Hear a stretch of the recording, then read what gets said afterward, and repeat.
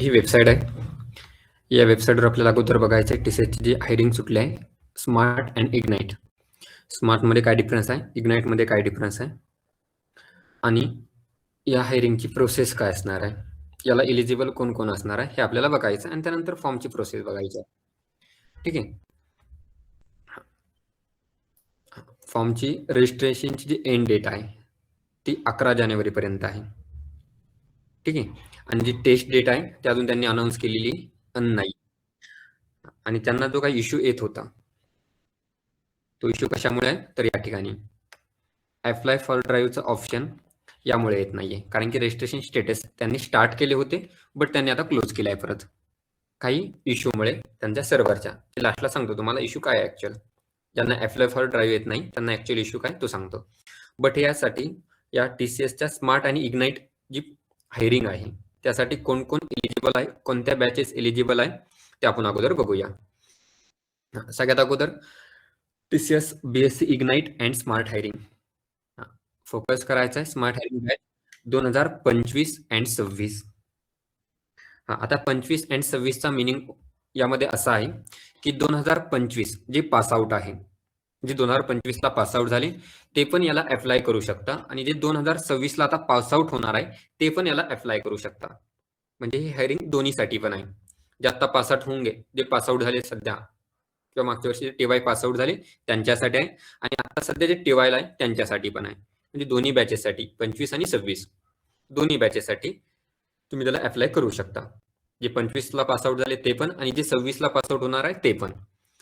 त्यानंतर पुढे ते अप्लाय करण्यासाठी कोणते कोर्स एलिजिबल आहे ते आपल्याला या ठिकाणी बघायचे आहे. TCS BSc ignite and smart hiring is अन सगळ्यात कोर्सेस बघूया डायरेक्ट. या ठिकाणी BCA, मग BCA मध्ये तुमचं BBA असेल तरी चालतंय. BCA मध्ये 2-3 टाईप येतात ते सगळे BCA या ठिकाणी ॲलो आहे. त्यानंतर BSc. ऍक्च्युअल या ठिकाणी त्यांनी दोनच कोर्स ॲलो केले आहे, BSc and BCA. But BSc मध्ये जे सब कोर्सेस येत आहे ते कोर्स कोणते कोणते आहेत ते आपल्या या ठिकाणी बघायचे आहे. त्यामध्ये फर्स्ट आहे IT.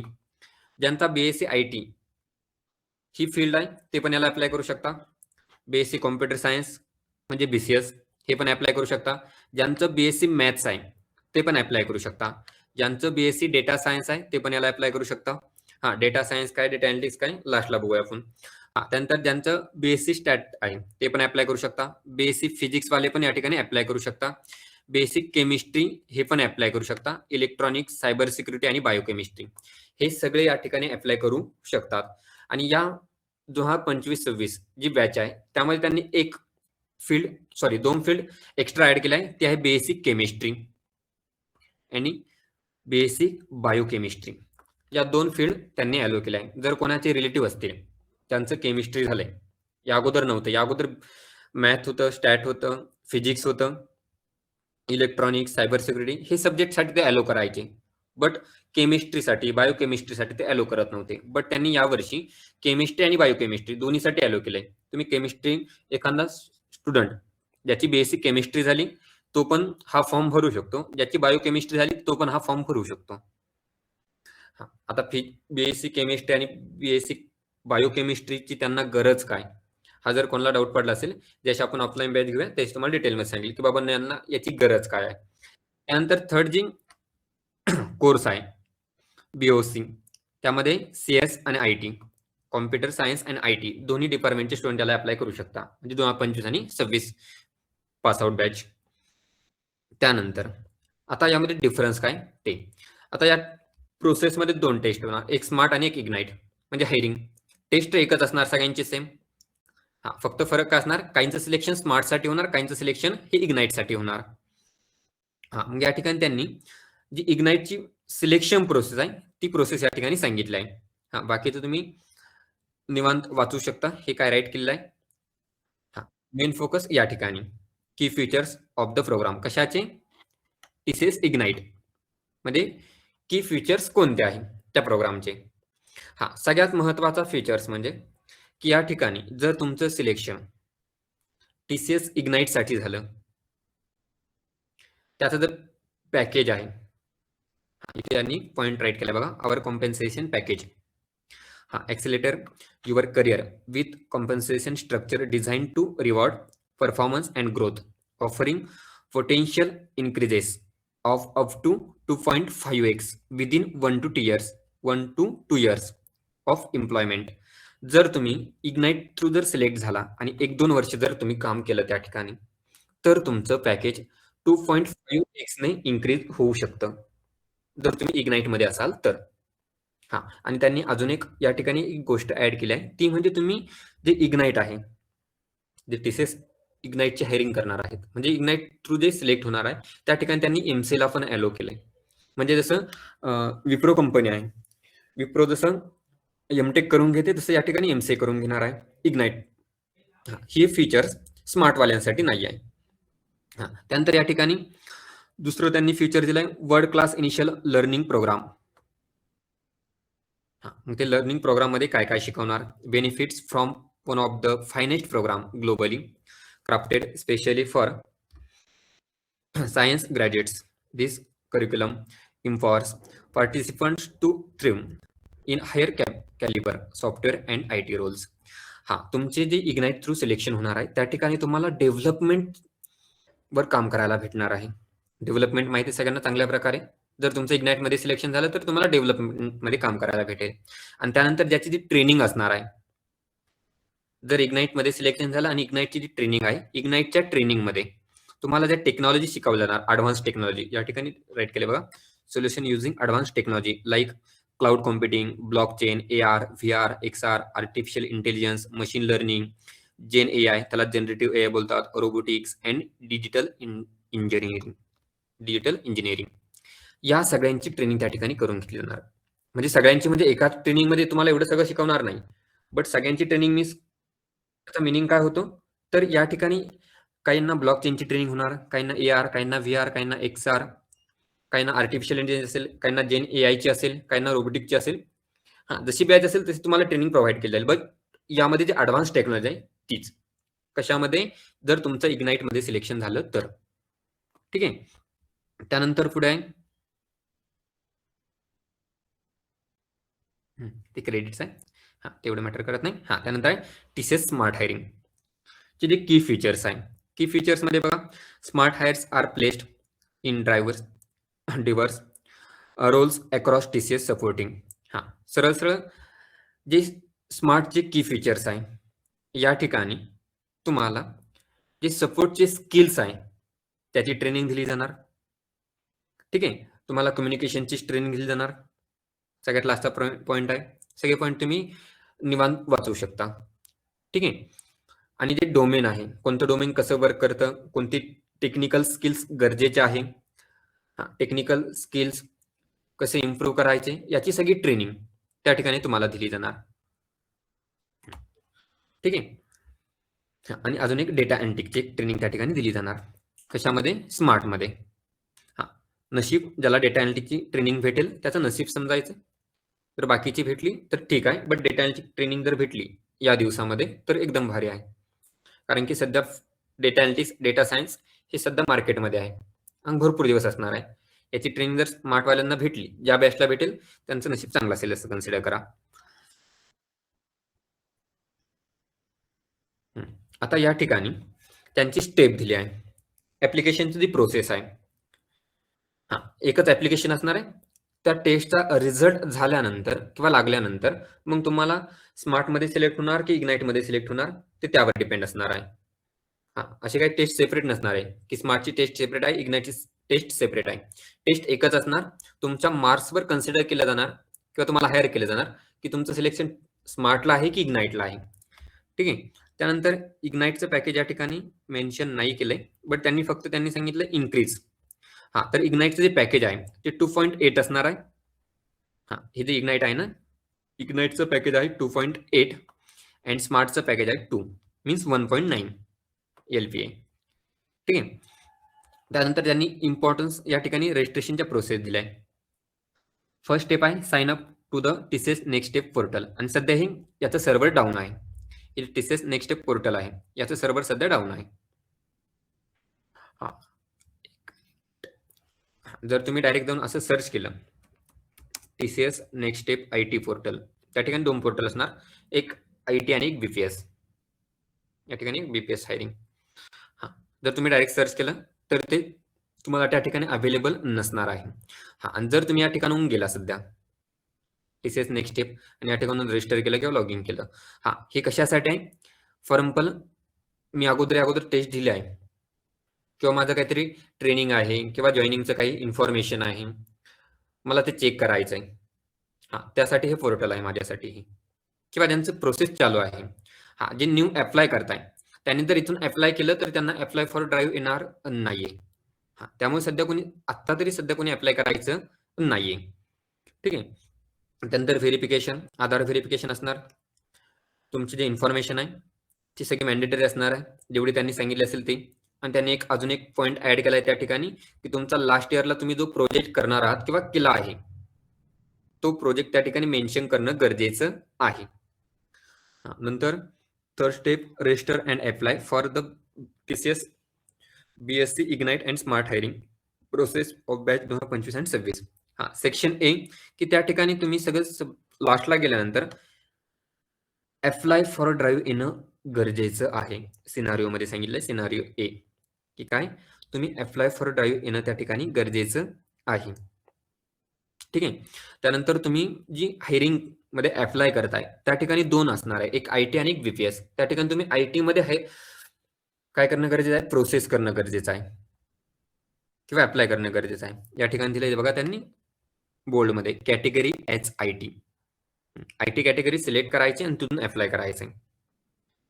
ठीक आहे. आणि बाकीची इन्फॉर्मेशन आहे. आणि सगळ्यात लास्टला सगळं फॉर्म फिलअप झाल्यानंतर ट्रॅक युअर ॲप्लिकेशन नावाचं एक त्या ठिकाणी ऑप्शन येईल आणि त्या ठिकाणी क्लिक केल्यानंतर अप्लाय फॉर ड्राईव्ह हे ऑप्शन त्या ठिकाणी दिसणं गरजेचं आहे. ठीक आहे. अप्लाय फॉर ड्राईव्ह जर नसेल तर समजायचं आपला फॉर्म फिलअप झालेला नाही आणि जर अप्लाय फॉर ड्राईव्ह आलं नाही, तर तुमचे ॲडमिट कार्ड येत नाही. हे सगळ्यांनी लक्षात ठेवायचं आहे. जर अप्लाय फॉर ड्राईव्ह झालंच नाही, फक्त फॉर्म फिलअप झाला आणि सबमिट झाला, तर तुमचा फॉर्म भरून काही फायदा होणार नाहीये. त्यामुळे अप्लाय फॉर ड्राईव्ह येणं गरजेचं आहे. ठीक आहे. हां, त्यानंतर इम्पॉर्टंट नोट आहे, ती अशी आहे, की please note that this is an in center test. म्हणजे ही टेस्ट सेंटरला असणार आहे.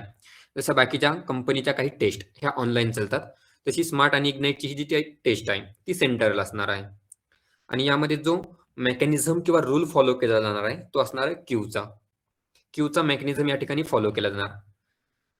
First come first serve. हां, म्हणजे आपण क्यूमध्ये बघतो ना फर्स्ट इन फर्स्ट आउट. हां, तसं फर्स्ट कम फर्स्ट सर्व्ह.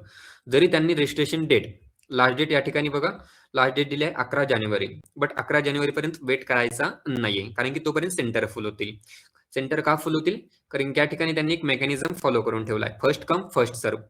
ज्यांनी फर्स्ट अप्लाय केलंय त्याला फर्स्ट प्रेफरन्स असणार, की जे काही सेंटर आहे ते चॉईस करण्यासाठी.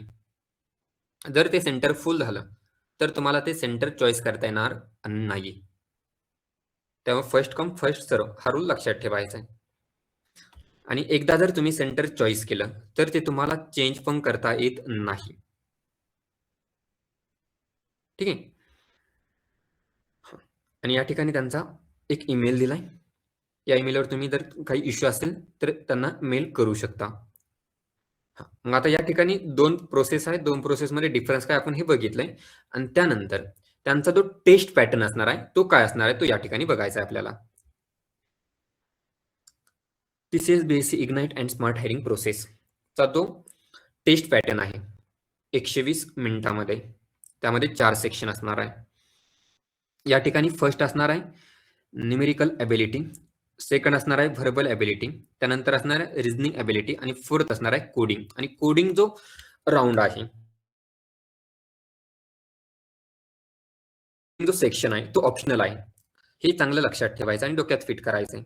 हां, नाहीतर एखाद्याला चांगली कोडिंग येते, कोडिंगचा एखादा प्रोग्राम सगळ्या टेस्ट केस पास होणार, 7च्या 7 टेस्ट बाहेर आला, त्याचा काही उपयोग होणार नाही. या ठिकाणी त्यांनी ब्रॅकेटमध्ये चांगलं ढळढळीत राईट करून दिलंय, बाबांनो हे ऑप्शनल आहे.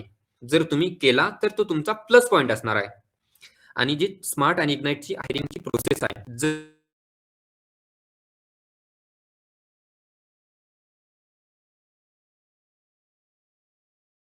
टेस्टमध्ये तुम्हाला जास्त मार्क पडले, तर तुमचं इग्नाइटला सिलेक्शन होणार. सिंपल प्रोसेस आहे.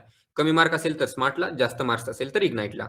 आणि कोडिंगचा जो राउंड आहे, एक प्रोग्राम दिला जातो, त्यामध्ये सी, जावा, PHP, पायथन, CPP अशा 5 लँग्वेज त्या ठिकाणी दिल्या जातात. आणि 5 लँग्वेज पैकी तुम्ही कोणत्याही लँग्वेजमध्ये तो प्रोग्राम सॉल्व्ह करू शकता. त्यांचं त्या ठिकाणी ॲप्लिकेशन किंवा टूल हा त्यांचा असतो. त्या ठिकाणी सगळ्या टेस्ट केस पास होणं गरजेचं आहे. आणि तो ऑप्शनल आहे. नाहीतर सगळी टेस्ट फक्त स्किप करताल आणि प्रोग्राम सॉल्व्ह करून बाहेर येताल. असं करायचं नाही. प्रोग्राम ऑप्शनल आहे. ठीक आहे. आणि न्यूमेरिक ॲबिलिटी, व्हर्बल ॲबिलिटी आणि रिझनिंग. न्यूमेरिक, व्हर्बल आणि रिझनिंग यामध्ये जास्त फोकस करायचा आहे रिझनिंग वरती. ठीक आहे. हा, कशावर किती फोकस करायचा आहे, कोणते क्वेश्चन रिपीट केले जातात आणि कोणते क्वेश्चन इम्पॉर्टंट आहे, आपण हे ऑफलाईनला बघूया. तुमचे पेपर मे बी उद्या लास्ट पेपर आहे. लास्ट पेपर संपल्यानंतर आपण ऑफलाईनला रोज तेच बघणार आहोत. हा, हे 4 सेक्शन आहे. 4 सेक्शन पैकी हे 3 सेक्शन इम्पॉर्टंट आहे. हा, त्यानंतर जी टेस्टची एलिजिबिलिटी आहे ती काय आहे या ठिकाणी. आता सगळ्यात महत्वाचं जे ऐकून तुम्हाला आनंद होणार आहे, परत त्यांनी सेम तेच दिलंय की कोर्स तुमचा 3 इयर्सचा असणं गरजेचं आहे. हा, म्हणजे BC असेल, BSc IT असेल, कॉम्प्युटर सायन्स असेल, मॅथ्स असेल, हे सगळे 3 इयर्सचेच आहे. आणि ते तुम्ही 2025 किंवा 26 ला पासआउट होणं गरजेचं आहे. त्याची एलिजिबिलिटी आहे. हा, आता सगळ्यात महत्वाचं म्हणजे पर्सेंटेज. तुम्हाला किती पर्सेंटेज असणं गरजेचं आहे मिनिमम. हा, तर मिनिमम तुम्हाला 50% असणं गरजेचं आहे. आणि हा क्रायटेरिया सगळ्यात मिनिमम आहे.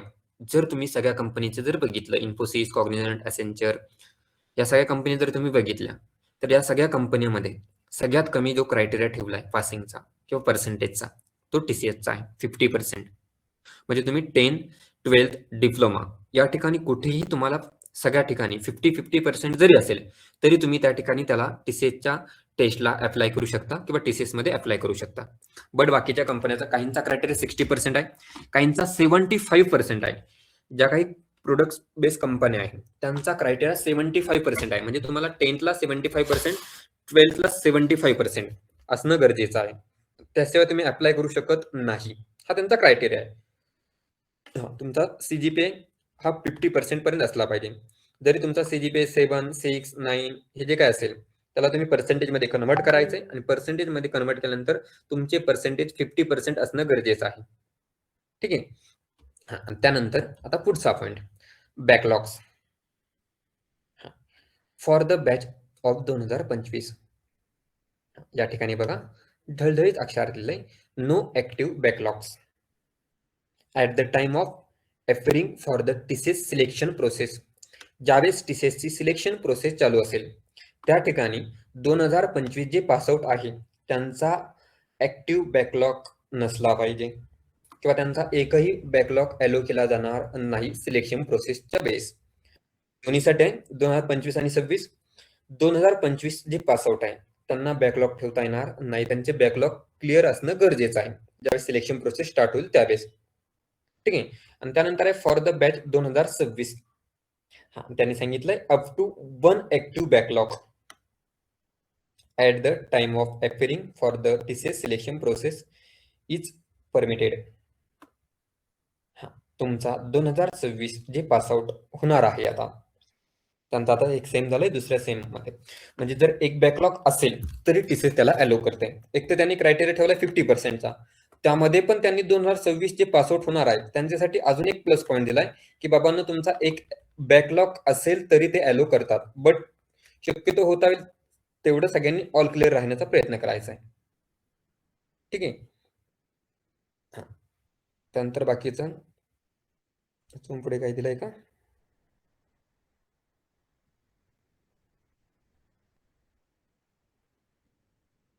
हा, त्यानंतर महत्वाचा पॉईंट म्हणजे ज्यावेळेस तुमची सिलेक्शन प्रोसेस आणि जॉईनिंग प्रोसेस असणार आहे तोपर्यंत जे 2026 चे जे पासआउट स्टुडंट आहे त्यांचा बॅकलॉग क्लिअर होणं गरजेचं आहे. ही लास्टची लाईन. नाहीतर ते बोल्डमध्ये त्यांनी राईट करून दिलंय तेवढ्यावर फोकस करणार आणि जे सिंपल फॉर्मॅटमध्ये आहे त्याला तुम्ही इग्नोर करताल. हा, जे हायलाईट केलंय ना मी आता ते पण बघा या ठिकाणी त्यांनी सांगितलंय तुमच्या सिलेक्शन प्रोसेसच्या वेळेस आणि जॉईनिंगच्या वेळेस म्हणजे जॉईनिंग पर्यंत तुमचं ते बॅकलॉग क्लिअर होणं गरजेचं आहे. बाकीचं कोर्स टाईप दिलंय, मिनिमम एज दिले 18 to 28 इयर्स, म्हणजे 18 इयर पासून 28 इयर पर्यंत कोणी पण त्याला अप्लाय करू शकतं. नंतर हायरिंग कॅटेगरीज आहे. सेम ते दिलंय. परत इग्नाइटसाठी काय आहे, स्मार्टसाठी काय आहे, सगळ्या पॉईंट तुम्ही वाचायचे आहे. हा, आता यानंतर टीसीएस प्रत्येक वेळी विचार करते प्रत्येकाचा, प्रत्येक पॉईंट ऑफ व्ह्यूने विचार करते. का की फॉर एक्झाम्पल आता एक तुम्हाला जो इश्यू येतोय की फॉर एक्झाम्पल काहींना अप्लाय फॉर ड्राईव्ह येत नाहीये, काहींचा रिझ्यूम सबमिट होत नाहीये, काहींना ऍप्लिकेशन फॉर्मच सबमिट होत नाहीये, काहींचा आधार व्हेरीफाय होत नाहीये, काहींचा नेम एडिट होत नाहीये. त्यासाठी त्यांनी आत्तापर्यंत त्यांना जे जे इश्यू भेटले किंवा ज्यांनी मेल केले आत्तापर्यंत ते जे सगळ्यात जास्त विचारले जाणारे क्वेश्चन किंवा येणारे इश्यू त्यांनी सगळ्यात लास्टला दिले. फ्रिक्वेंटली आस्क क्वेश्चन्स, सगळ्यात जास्त क्वेश्चन कोणते पडतात? सगळ्यात पहिला क्वेश्चन जो तुम्हाला कालपासून नाही, जेव्हापासून तुम्हाला लिंक सेंड केली त्या दिवसापासून आहे. पहिला question, where can I register for the TCS BCS ignite and smart hiring for the batch 2025 and 26?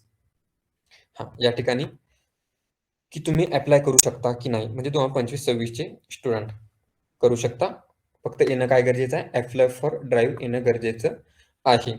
But तुम्ही ते अप्लाय पण केलं, फॉर्म सबमिट करायला स्टार्ट केला. आता 2025 आणि 26 चे मुलं फॉर्म भरताय ना. त्यानंतर त्यांचा दुसरा इश्यू येतो काय, I am not able to find the apply for drive option, what should I do? Apply for ड्राईव्हचं ऑप्शन येत नाहीये, तर आम्ही काय करायला पाहिजे? तर त्यांचं या ठिकाणी आन्सर आहे, once you complete your application form, then log out and log in again, then click on apply for drive. जर तरी पण ही प्रोसेस करून पण तुमचा फॉर्म जर सबमिट नाही झाला आणि अप्लाय फॉर ड्राईव्ह जर नाही आलं, तर त्यांनी पुढे ऑप्शन दिलाय, if you are not getting the apply for drive option, please check the below option. मग त्यांनी काय सांगितलंय की बाबांनो, तुम्ही अगोदर कम्प्लीट केलं, सबमिट करा ॲप्लिकेशन फॉर्म, आणि जर नाहीच झालं आणि तरी पण एरर येत आहे, तर त्या ठिकाणी तुम्ही या मेलला मेल करू शकता. हा जो मेल या ठिकाणी त्यांनी दिलाय ना, या मेलला तुम्ही मेल करू शकता. हा मेल आहे. या मेलवर क्लिक केल्यानंतर तुमचा मेल बॉक्स ओपन करायचा आणि त्या ठिकाणी त्यांना मेल करायचा. बट सध्या आता नाही, आता सगळ्यांना प्रॉब्लेम येतोय, त्यामुळे सध्या नाही करायचंय. त्यानंतर पुढे भरपूर सारे क्वेश्चन दिले आहे. प्रत्येक क्वेश्चनचा आन्सर या ठिकाणी त्यांनी क्वेश्चन पण दिला आणि आन्सर पण देऊन ठेवलाय. या ठिकाणी कोणतरी विचारलं असेल त्यांना की बाबांनो स्पेशलायझेशन कशामध्ये पाहिजे, मग त्यांनी सांगितलंय स्पेशलायझेशन कशामध्ये पाहिजे, तरी त्यांनी इन्फॉर्मेशन मध्ये सगळं दिलेलं आहे. बट तरी पण कोणी विचारलं असेल म्हणून त्यांनी तिथे आन्सर परत देऊन ठेवलंय. इंटरव्ह्यू कधी शेड्यूल केला होतो काय, तर ते पण दिलंय त्यांनी. ठीक आहे. आणि जर तुम्हाला अजून काही इश्यू येत असेल तर त्यांनी त्यासाठी पण त्यांचे ऑफिशियल मेल दिले आहे. जर तुमचा रेफरन्स आयडी तुम्ही क्रिएट केला आणि जर तुम्ही विसरलात, रेफरन्स आयडी कंपल्सरी पाहिजे. काहींनी ज्यांनी याच्या अगोदर केलं त्यांना रेफरन्स आयडी माहित असेल, डीटी नंबर, रेफरन्स आयडी. जर एखाद्याचा जर विसरलाय किंवा सापडत नाहीये, तर त्यांनी काय करायचंय या ठिकाणी त्यांनी सांगितलंय, या मेलला परत मेल करायचा आहे. ठीक आहे. सीजीपीचा काही इश्यू असेल तर काय करायचंय. ठीक आहे. त्यानंतर अजून या ठिकाणी दिलंय,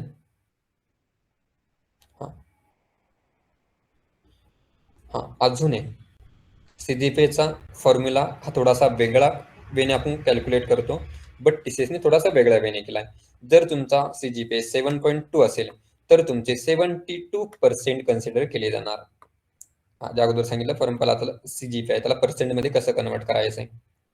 आपण काय करतो, 10 मल्टिप्लाय सीजीपीए परत मायनस सीजीपीए, बट त्यांनी तसं नाही केलंय. तसं जर आपण ज्या वेने करतो त्याने पर्सेंटेज कमी होतात. यांनी काय केलंय, 7.2 इंटू 10, म्हणजे तुमचं जेवढं सीजीपीआय त्याला 10 ने मल्टिप्लाय करायचंय, तुमचं पर्सेंटेज येऊन जाणार. ज्याला पर्सेंटेज काढण्यासाठी डाऊट असेल ते पण त्यांनी या ठिकाणी सांगून ठेवलंय. या ठिकाणी तुमच्या फोटोची साईज किती असणं गरजेचं आहे, त्याचे डायमेन्शन, फॉर्मॅट्स, फाईल साईज, हे सगळे या ठिकाणी त्यांनी राईट करून ठेवलंय. ज्यावेळेस आपल्याला फॉर्म भरायचा आहे त्यावेळेस हे असणं गरजेचं आहे माहीत. तुमचा CV म्हणजे रिझ्यूम ची साईज किती असणं गरजेचं आहे ते पण या ठिकाणी दिलाय. बाकीचे भरपूर सारे क्वेश्चन आहे. ते क्वेश्चन तुम्ही निवांत बघू शकता. आणि जर तुम्हाला अजूनच त्यांचा हेल्पलाईन नंबर, ईमेल आयडी जर पाहिजे असेल तर तो पण या ठिकाणी त्यांनी मेन्शन करून ठेवला आहे. त्यांचा मेल आयडी असेल, मोबाईल नंबर असेल, ते सगळं या ठिकाणी त्यांनी मेन्शन करून ठेवलं आहे. आता फॉर्म भरताना फक्त एकच काळजी घ्यायची आपल्याला. ज्या दिवशी त्यांनी फॉर्म स्टार्ट केले होते त्या दिवशी या ठिकाणी अप्लाय नाऊचं ऑप्शन होतं. आता अप्लाय नाऊचं ऑप्शन या ठिकाणी नाहीये. त्यांनी रजिस्ट्रेशन स्टेटस दाखवलंय काय? Opening soon. म्हणजे रजिस्ट्रेशन स्टेटस लवकरात लवकर स्टार्ट करण्यात येईल आणि त्याची एंड डेट ही 11 जानेवारीच असेल. आणि रजिस्ट्रेशन झाल्यानंतर जी काही टेस्ट डेट आहे ती तुम्हाला ॲडमिट कार्डवर बघायला भेटेल किंवा रजिस्ट्रेशन कंप्लीट झाल्यानंतर काही दिवसामध्ये तुम्हाला त्याची टेस्ट डेट जी काय असेल, म्हणजे जर जानेवारीपर्यंत फॉर्म फिलअप झाले 11 जानेवारीपर्यंत, तर समजायचंय फेब्रुवारीच्या एंडिंगपर्यंत आपली ॲप्टिट्यूड टेस्ट असणार आहे. तोपर्यंत आपल्याला ही 3 पार्टवर फोकस करायचा आहे. टेस्ट पॅटर्न कुठे गेलाय? हे 3 पार्ट खूप गरजेचे आहे.